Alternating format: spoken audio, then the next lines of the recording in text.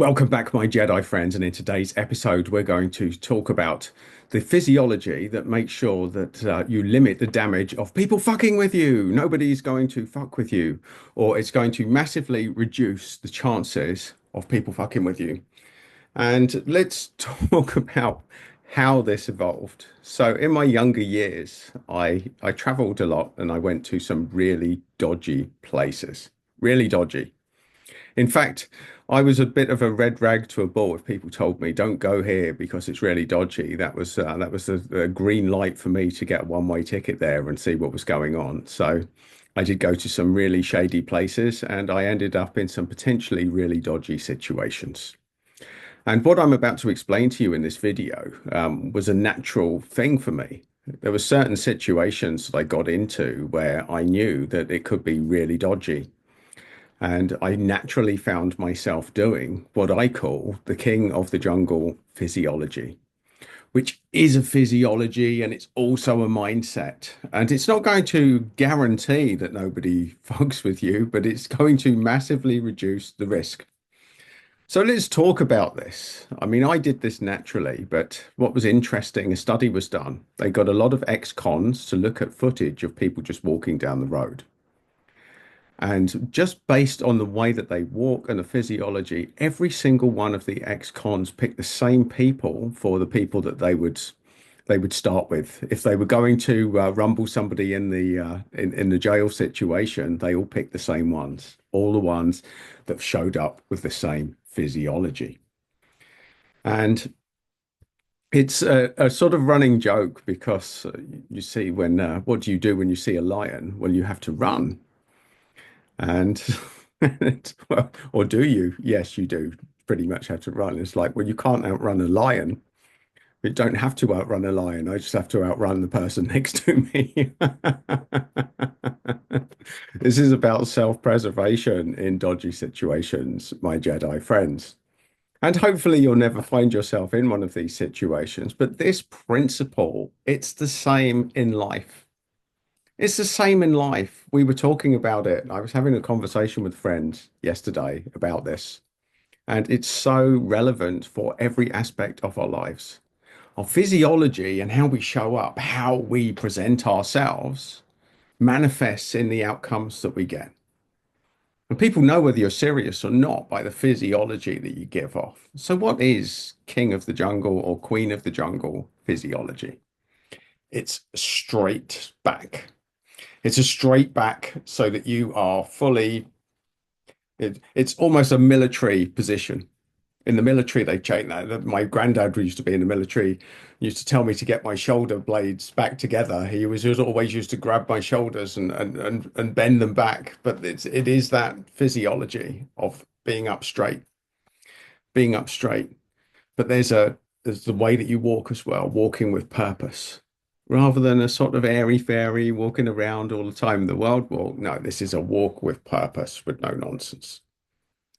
So it's a mindset, it's a physiology, it's a way of showing up, and even the way that you talk. Let's look at the way that you talk, folks. Sometimes people are highly empathic, like to be empathic, and have empathic ways of communicating, which is very different to adopting the physiology of the king or the queen of the jungle, folks. King or queen of the jungle. It's a certain tone, it's a certain way of speaking, it's a certain way of showing up.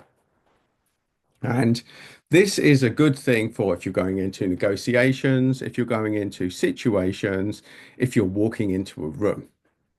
How you enter a room, even in a networking situation, is whether you stand out or not.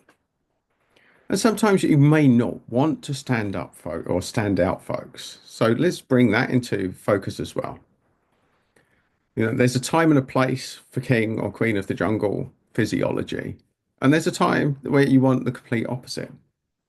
But this is part of being an empath or a highly sensitive person. You're probably good at the opposite, probably good at fitting in. You're probably good at underplaying yourself. You're probably good at shrinking a little to make everyone else feel better about themselves. This is the empath way. But sometimes, folks, just sometimes, you want to be King or queen of the fucking jungle, folks. King of the jungle, own the space that you're in. And I can tell you for certain, folks, I've been in the middle of the Amazon. I was in the Amazon, and even the people, the guides were trekking me. There was a thunderstorm came up, and it was rocking, and it was dark, and we could hear rustling in the forest. And I went straight into King of the Jungle zone. And while else was backing off, and some of them got in, they all got in the car while this thunderstorm was going. And I remember standing in the jungle.